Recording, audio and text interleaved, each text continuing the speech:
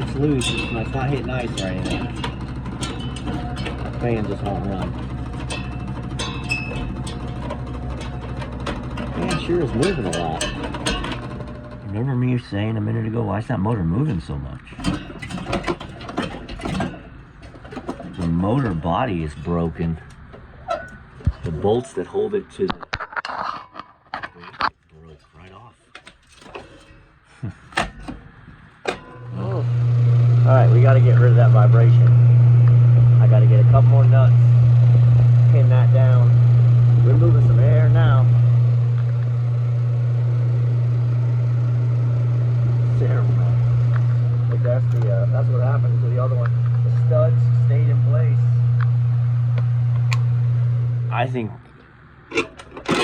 the things we mess up need to be the things we highlight instead of hide. That fan was booking, wasn't it? That fan was blazing, yeah. Because I just put in a 115 volt fan on a 208 circuit. Joe. Because I'm not paying attention, Joe. 208 volts. Yeah. You think?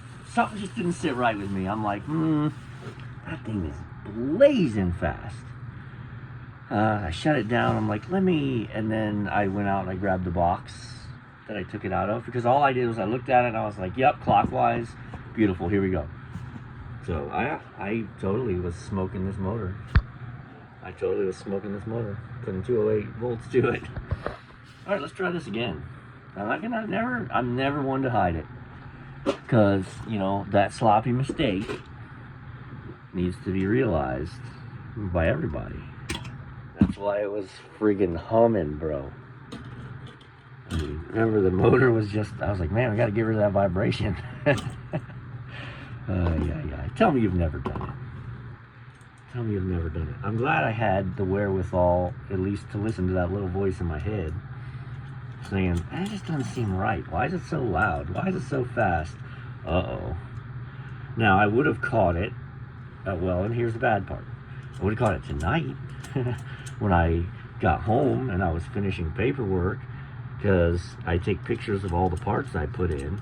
And so I would have been filling out the work order and looking at the part number and going, uh-oh, I just put in a 115 volt fan. Doom, doom, doom. She'd have probably been smoked by then.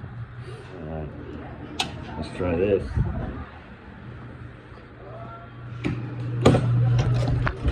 Hey! Doesn't sound like it's gonna explode.